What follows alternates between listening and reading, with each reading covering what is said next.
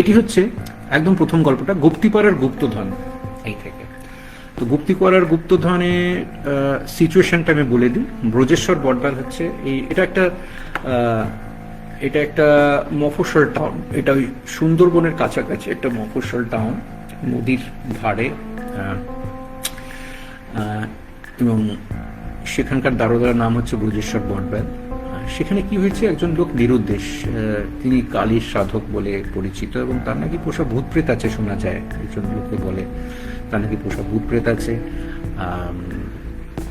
নানা রকম রহস্যময় ব্যাপার স্যাপার। তিনি নাকি ভোরবেলা উঠে নৌকো পান, তিনি নাকি রাত্রিরে স্লিপ ওয়াকিং করেন, মানে প্রচুর গুজব তার নামে। তিনি নিরুদ্দেশ হয়ে গেছেন, তার বাড়িতে নাকি গুপ্তধন আছে, এবং সেই গুপ্তধনের সন্ধানে নাকি বাইরের কিছু লোক ঘোরাফেরা করছে, কিছু সমাজ বিরোধীদের দেখা যাচ্ছে, ইত্যাদি ইত্যাদি।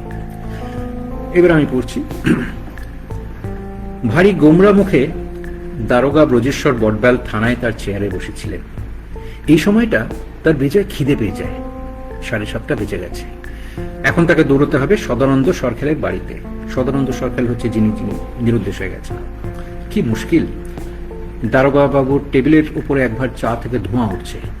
এই সময় তিনি চা খান না, কিন্তু আজকে যে উত্তেজনামূলক ঘটনাগুলো ঘটছে, একটা চা না হলে চিত্ত আনচান করতে থাকে।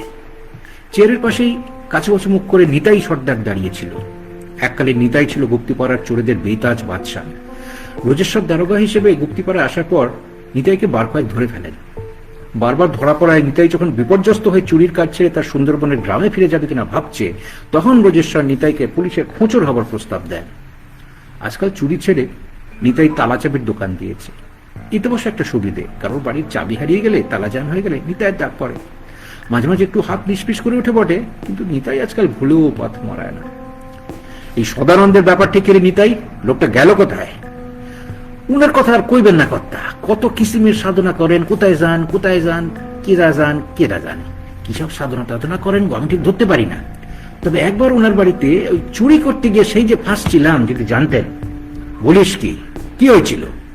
উনি বা সে এক সাংঘাতিক ব্যাপার, শিউরে উঠল নিতাই।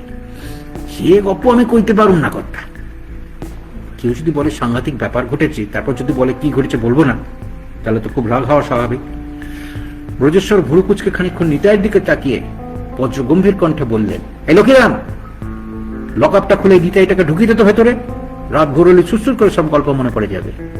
আচ্ছা কইতেছি কর্তা, একটু জল খাইয়ে নি।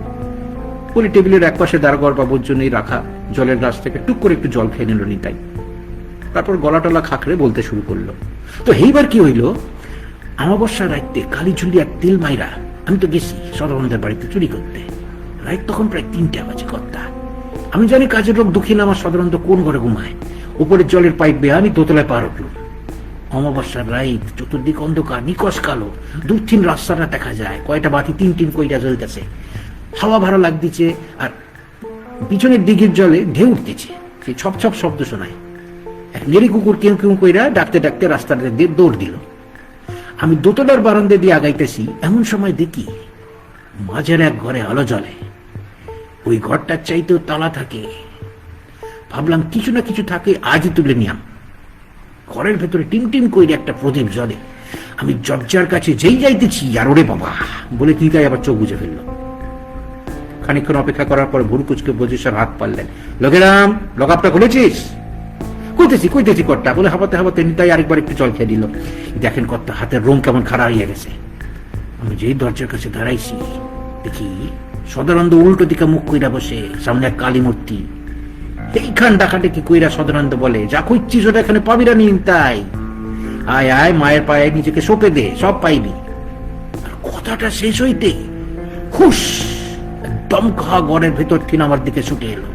আমি তো হাওয়া লাগতেই উল্টাইয়া পড়তে গেছিলুম। কসম কর্তা, মিথ্যে কইতেছি না। সদানন্দ বড় সাধক, ভূত প্রেত সব তার কথাই চলে। ওর বাড়িতে চুরি করা আমার গম্ব না। ওই দিনে যে দৌড় দিছিলাম, আর কেডা সে মুখ করলুম। রাস্তা হইলে ডাকা হইলে সদানন্দের সবসময় পেনান্দি কর্তা, বড় সাধক মানুষ। ভক্তি ভরে হাত জোর করে মাথায় ঠেকায় নিতাই। বলে দারোগা বাবু বড়ই চিন্তিত হয়ে পড়লেন। মানুষ নিয়ে কারবার করতে তিনি সিদ্ধহস্ত। কেসের মধ্যে ভূত প্রেত ঢুকে পড়লে ব্যাপারটা কেমন ঘেটে ঘ হয়ে যায়। তিনি আর হালে পালি পারলা।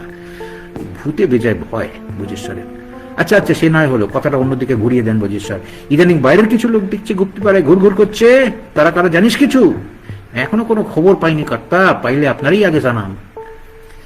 এইটা হচ্ছে একটা চ্যাপ্টার আমি পড়লাম, চ্যাপ্টার নাম্বার 3, যেখানে পুলিশের খোঁচর নিতাই সর্দার কথা বলছে দারোগাবুর সাথে।